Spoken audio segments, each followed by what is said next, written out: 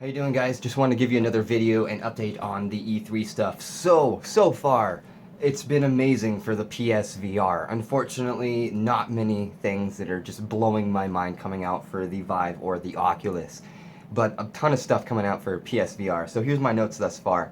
I heard a couple people that were able to try the Fallout 4 in the Vive, and while it was cool, it was kind of weird, I guess, because they used a teleporting mechanism. So as you're exploring the wasteland, you're just going to be doing basically what you're doing in the lab, exploring the area that you're in, but teleporting around from circle to circle. So I guess the weird part came in where you weren't actually walking through the area. So that's just kind of sucks, but we'll have to wait and see what it sounds like. Also, they were saying it was kind of cool though that you had like your Pip-Boy on your arm. You could just pull it up and take a look.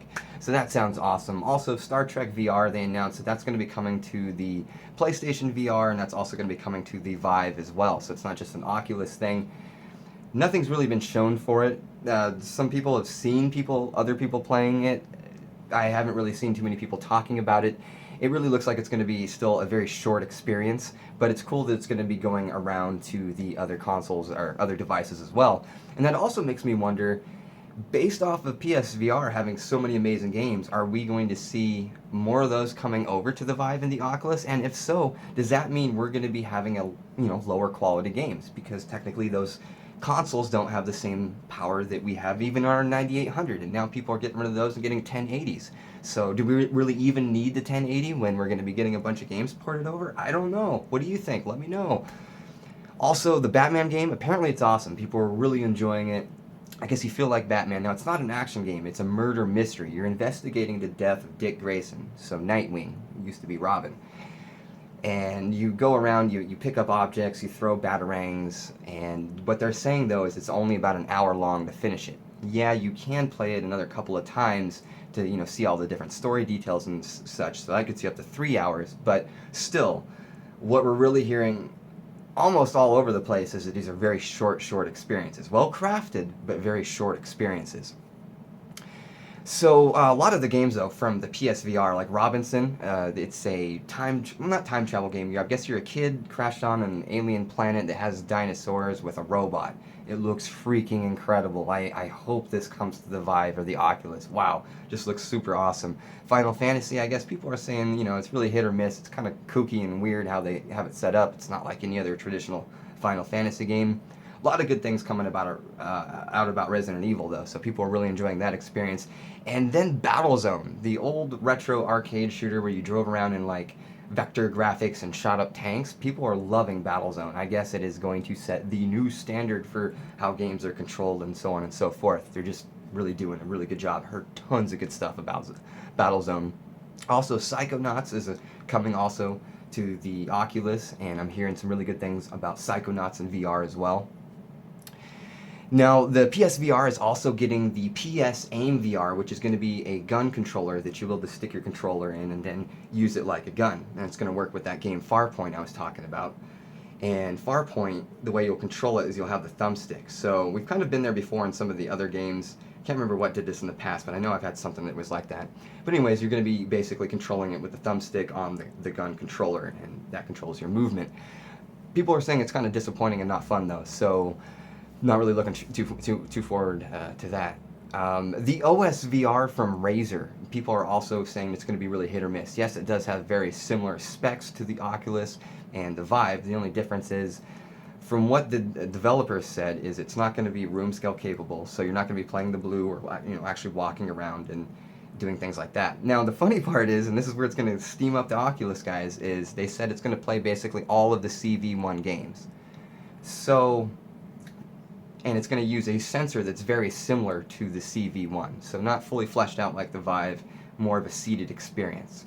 And it's also $400, so I wonder if you're really saving any money by the time you go out, you order that, you order your pair of the Razer Hydras, you're already up to 500 plus tax. You might as well just get an Oculus or save up for the Vive. It's Razer, so who knows what other problems it's going to have. It's just not sounding too good. It'd be interesting to see how that pans out. Now, according to some interesting news came out as well while E3 has been going on. According to some of the guys, or one of the guys over at Serious Sam VR, Oculus tried to pay them, quote, a shit ton of money to have Serious Sam VR be an Oculus exclusive. So that's really interesting to see that, and Oculus, I guess, immediately fired back to a number of websites, PC Games and in particular, asked them what's up with that. And Oculus had said that, no, we didn't do any of this, sorry, we don't know what you're talking about.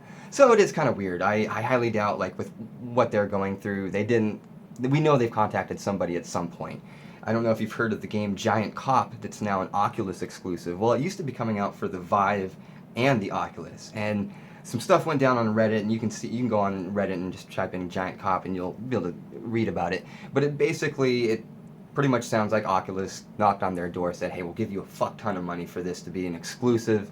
They did so, and now it's an Oculus exclusive. So after that, Oculus then fired back and said that they only want timed exclusivity. So while I don't really necessarily have a problem with that, it's just, I don't know. You say it's not all tying together. I think somebody's not being quite honest. And I don't believe anybody at Serious Sam has any need to just make a rumor up like that just to get attention. So, I don't know. We'll have to see what happens. Insomniac also showed off a couple new games, Feral Instincts and Unspoken. Both are going to be Oculus exclusives. And they didn't really show too many details though, so I don't really know what to tell you about that one. It looked like a game with a bunch of weird shit running around, so we'll just have to wait and see what's going on there. And then last I want to leave you with apparently Doom VR. Now, no, it is not, as I said, it's not a fully fleshed out game, it is only a demo, but they had it running on the Vive, and from everybody I've heard that I've heard talk about Doom VR, they just absolutely loved it and said it was a ton of fun. And you were able to use your guns and just like you would normally, shooting them, running around, blowing up demons and stuff on the Vive. You had like a room scale type thing where you could like walk around just like a little bit within the area. So it almost kind of sounded like Horde Z is going to be similar to the Doom experience. But what I did get from hearing people talk about it is that it's probably going to be a thing.